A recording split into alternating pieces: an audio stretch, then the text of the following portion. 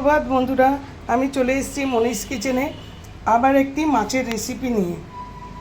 এবার দেখো, তার জন্য একটা ফ্রেশ ক্রিম লাগবে, টক দই লাগবে, সর্ষের তেল লাগবে, গোলমরিচের গুঁড়ো লাগবে, আদা বাটা লাগবে, গরম মশলার গুঁড়ো লাগবে, শাহি গরম মশলা, কাজু বাদাম লাগবে, এই আর রসুন, এতে রসুন আছে, এগুলো লাগবে। এবার সঙ্গে থাকো, দেখতে থাকো কি করছি। লঙ্কা, কাঁচা লঙ্কা, রসুন আর কাজু বাদামের পেস্ট করে নিচ্ছি। প্রথমে টক দই দিয়ে দিলাম,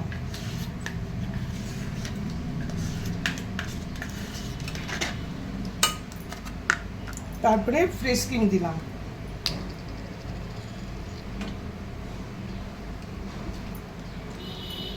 তারপরে আদা বাটা দিলাম, তারপরে গোলমরিচের গুঁড়ো দিলাম, শাহি গরম মশলার গুঁড়ো, রসুনের পেস্টটা দিলাম।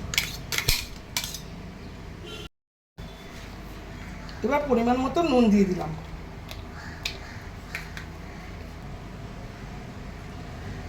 একটা গোটা লেবুর রস দেব।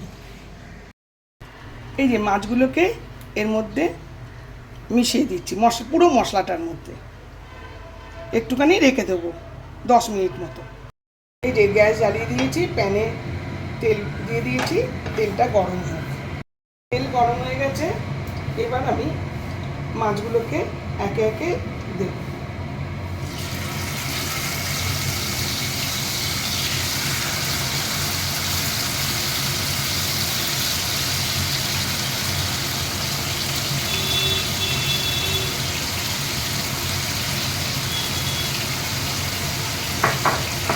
মাছগুলোকে একটুখানি ভাজবো।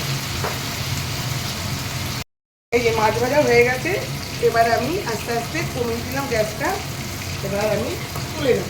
মাছগুলো বড় বলে, এটা পাবদা মাছ, বড় বলে কেটে নেওয়া হয়েছে মাঝখান দিয়ে। এই যে মাছগুলো দিয়ে দিলাম। এইবারে আমি সব মশলা মাছের ওপরে দিয়ে দেবো।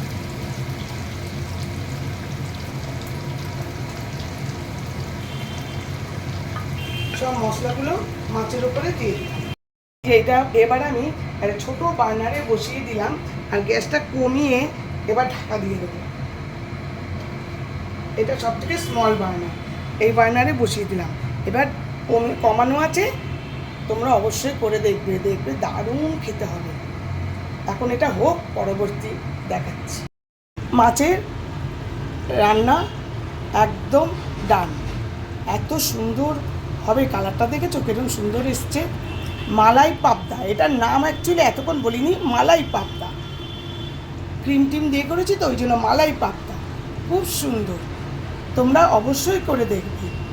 ভ্যারাইটিসভাবে খেলে ভালোই লাগে মাছ। Thank you for watching.